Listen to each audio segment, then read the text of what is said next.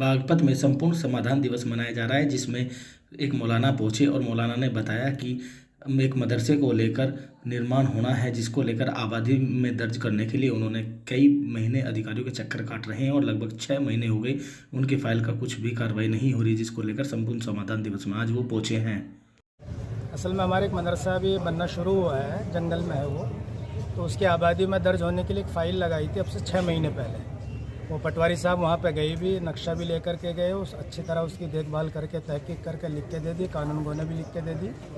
तो वो तहसीलदार साहब के पास रुकी हुई है, 6 महीने हो गए, अब तक उस फाइल को देखा भी नहीं, उस पर कोई कार्रवाई भी नहीं हुई, उठा करके भी नहीं देखा उसमें क्या करना है क्या नहीं है। फिर एडीएम साहब से भी कह दिया हमने, तो एडीएम साहब ने भी उन्हें फ़ोन करके बोल दिया था अभी उस पर कोई कार्रवाई नहीं हुई है। तो इसलिए धारा 80 की फ़ाइल है वो, हम तहसील दिवस है आज इसमें आए तो अपनी बात रखी हमने एडीएम साहब से। बागपत के वार्ड नंबर 19 के सभासद एहसान तहसील दिवस में पहुंचे। उन्होंने बीएलओ पर गंभीर आरोप लगाते हुए बताया कि उनके मोहल्ले की वोट काट दी गई है, जिसको लेकर उन्होंने अधिकारियों को इस बात को चेताया है। उसने बताया है कि वह राजनीतिक षड्यंत्र के कारण कुछ वोट काट दी गई हैं, जिसको लेकर वो अधिकारियों से मिले हैं। फिलहाल अधिकारियों ने मामले की जांच के आदेश दिए हैं। दरअसल निकाय चुनाव की तैयारी जोरों से चल रही है जनपद बागपत में। हाँ जी, मैं तहसील पे आया हूँ। मैंने मोहल्ले की बोर्ड बनाई थी बीएलओ ने घर घर जाकर, वे बोर्ड एक भी नहीं चढ़काई और जो मोहल्ले में मौजूद हैं उन लोगों की ये काट दी गई है बोर्ड। तो मैं इसी संविधान में एसडीएम साहब से मिलने आया। बोर्ड कौन बनाने गया था, क्या नाम है? बीएलओ अर्चना चौधरी और शशि बाला। क्यों काटी? मैं नहीं कह सकता क्यों काटी, किसी प्रत्याशी के दबाव में आके काटी या कैसे काटी, राजनीतिक दबाव से। बागपत के मितली गांव के समीप हाईवे पर खड़े ट्रैक्टर ट्रॉली से एक कार टकरा गई है। कार में सवार 2 युवक गंभीर रूप से घायल हो गए हैं। मितली गांव निवासी हरेंद्र ने बताया कि मेरठ जिले के सरदना के विक्रम और मोनू कार में सवार होकर शाम को घर आ रहे थे। इसी दौरान मितली गांव के पास ट्रैक्टर ट्रॉली हाईवे पर खड़ा था, जिसमें पीछे से कार जा घुसी है। हादसे में दोनों युवकों की हालत गंभीर बनी हुई है, जहां उन्हें हायर सेंटर के लिए भेज दिया गया है। फिलहाल पुलिस मामले की पड़ताल में जुटी हुई है। दरअसल आपको बता दें, बागपत कोतवाली के मेरठ बागपत हाईवे पर यह हादसा हुआ है, जिसमें एक बड़ी लापरवाही ट्रैक्टर ट्रॉले वाले की बताई जा रही है, जो रोड पर खड़ा कर वहां से फरार था। जभी पीछे से तेज़ रफ्तार कार ने आकर उसमें टक्कर मार दी, जिसमें दोनों की हालत गंभीर बनी हुई है। फिलहाल पुलिस मामले की पूरे की पड़ताल में जुटी हुई है।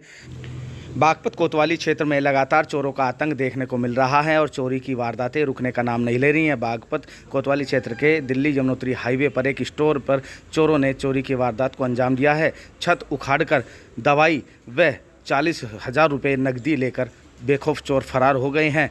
फिलहाल मौके पर पहुंची पुलिस मामले की पड़ताल में जुटी हुई है और तमाम बिंदुओं पर जांच कर रही है। हमारा store medical store Gauripur Jawahar Nagar में है और हम रात लगभग 8 बजे के आसपास गए थे। उस टाइम तो कुछ नहीं था और 40,000 रुपये यहाँ पे थे और उससे हमने सुबह आगे देखा तो ये सब स्टोर उखड़ा हुआ मिला और 40,000 रुपये की चोरी हुई। अच्छा, दवाई भी गायब है?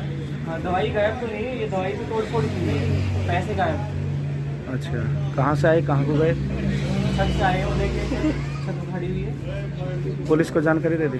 हाँ, पुलिस अभी दे दी है जानकारी। बागपत नगर पालिका में रैन बसेरे की व्यवस्था की गई है, जिसमें गर्म कपड़े, बिस्तरे व लोगों के ठहरने की उचित व्यवस्था की गई है। सर्द ऋतु आते ही प्रशासन की तौर पर चाक चौबंद व्यवस्थाओं के बीच रैन बसेरे की व्यवस्था की जाती है, जिसमें नगर पालिका द्वारा बागपत में रैन बसेरे की व्यवस्था संपूर्ण की गई है। हर वर्ष की भांति बिस्तर भी लगाए गए हैं, जो रात में रुकना चाहता है उसके लिए गर्म बिस्तर है, कंबल है, बेड की व्यवस्था है। अगर खाने भूखा है कोई तो उसके लिए खाने पीने की व्यवस्था भी क्या क्या फायदे?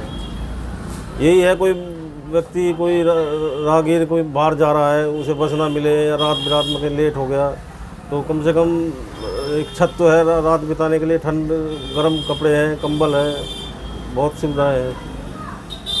पूरे देश को हिलाने वाला श्रद्धा मर्डर केस में आप साफ तौर पर देख सकते हैं किस तरीके से पूरे देश में सनसनी मचा दी। दिल्ली के महरौली में हुए श्रद्धा मर्डर केस में चर्चा पूरे देश में है और श्रद्धा की हत्या उसके प्रेमी आफ्ताब अमीन पुणेवाला के द्वारा की गई। इसके बाद उसके शव को 35 टुकड़ों में काटकर जंगल में फेंक दिया गया।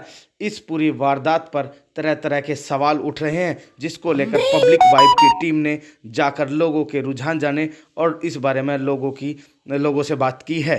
तो नहीं लेनी चाहिए, लेकिन जिसने भी ये काम करा है उसे कड़ी से कड़ी सज़ा मिलनी चाहिए। और हम घोर निंदा में इसकी वो करते हैं। और कोई भी व्यक्ति को, किसी भी धर्म का हो, किसी भी जाति का हो, किसी को टारगेट नहीं होना चाहिए। जिसने कांड करा, जिसने भी कर्म करा, उसे सजाए मौत मिलनी चाहिए ताकि लोगों को इबरत हासिल हो। कोई ये वैसे मैं समझता हूँ कि ये जो चल रहा है ना, क्या बोलते हैं उसे, जिहाद लव वाला वो मैटर है।